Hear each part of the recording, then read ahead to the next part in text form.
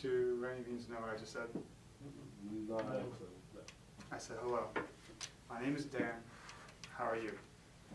Do any of you know how to sign? No. No, okay. Today I'm here to give you guys a presentation on communication.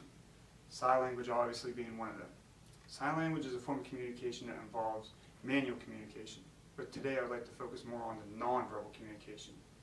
Here's a short few list of nonverbal communication examples, such as patting the back, hugging, eye contact, posture, gestures, body language, facial expressions.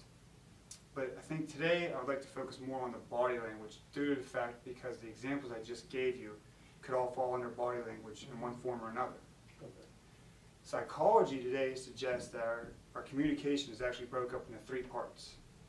The words that we speak coming out of our mouth make up 7% of our communication. The tone of our voice makes up 38% of our communication, leaving the other 55% to our body language. That being stated, I would agree with the quote, actions speak louder than words. Wouldn't you agree? Yeah. So as Christians, wouldn't it be fair to say that our body language would speak just as effective, if not more, than the word of our testimony, seeing the fact that body language makes up more than half of our communication? Body language is very vital to our identity and how people perceive us. Facial expressions could be a huge part of that. HelpGod.org suggests that the human face is extremely expressive and able to express countless emotions without even saying a word. Unlike other forms of nonverbal communication, facial expressions are universal. The facial expressions of happiness, sadness, anger, disgust, surprise, and fear are the same across all cultures. That being said, I would suggest that when we're witnessing to one another about Jesus Christ, that we would show the joy and express the light that He's placed in our lives. You wouldn't want to go up to a non-believer witnessing about Jesus Christ with the facial expression that your dog just died. I don't think it would fly. No. That being said, as Christians, we want to show them where God has brought us from and show them that there is also hope for them. Now that we talked a little bit about facial expressions, I think you guys could agree with my statement that our body language speaks just as effective, if not more, than the word of our testimony. Wouldn't you agree? If you're not convinced just yet, I would like to go to the word a little bit about it. Over the past year of listening to my pastor speak, he likes to quote James 2:17, which states, "So also faith without works is dead."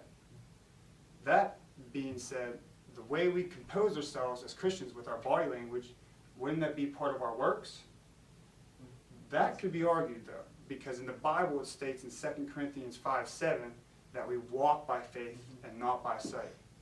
And then confirms in Romans 10:17 that faith comes by hearing. The only thing that could really support that, my statement, would be that in 2 Corinthians it states, we walk. Again, body language. Overall, I don't think I could actually stand on my statement alone 100%, but have no doubt in my mind that our body language speaks volumes when witnessing to others or giving the word of our testimony. So I would like to challenge you to consider Proverbs 16:3 when we are interacting with one another.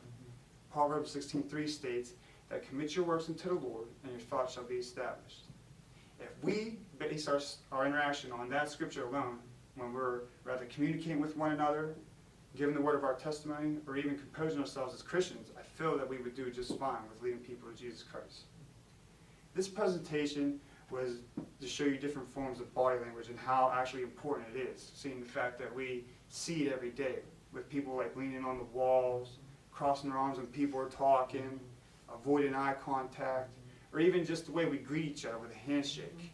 We have to keep in mind that our body language makes more than over half of our communication. That's just some food for thought to you. I hope this information has been helpful, and I thank you guys for your time, and have a blessed day.